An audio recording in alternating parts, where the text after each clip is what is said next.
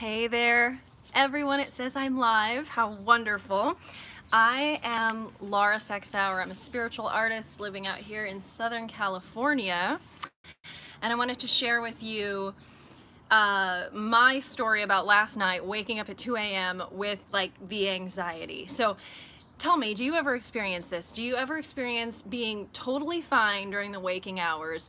Your dreams and everything are great when you're sleeping, but then you'll wake up in the middle of the night and suddenly all of the things that didn't seem like a big deal during the day are just attack of the emotions and anxiety, and you're totally terrified. So this hasn't happened to me in a while, but it happened last night, and so I thought, okay, what can I do? So I did three things.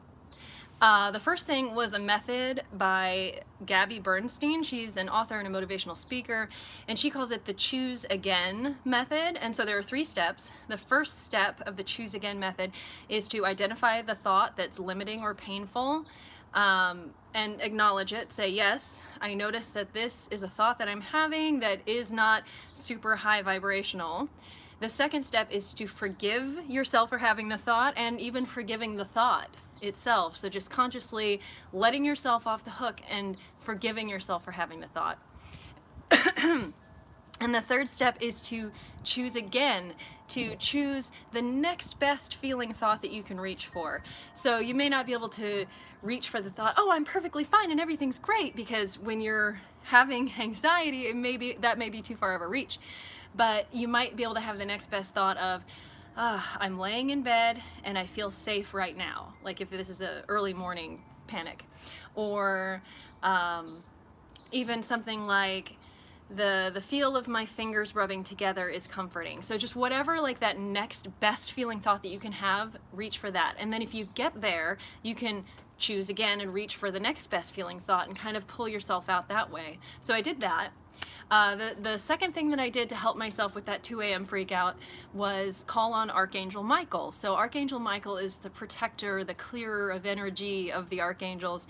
He's often depicted with a sword slashing away anything like the demons and such. So if you're feeling at all anxious, you can call on Archangel Michael. So I asked that he surrounded me in light, and I had this image in my mind of light coming in and swirling around my head and just picking up anything that I didn't need or want, going down my neck, through my torso, down my arms and my legs. Just visualize any energy that is not mine or that I don't want, just clearing out.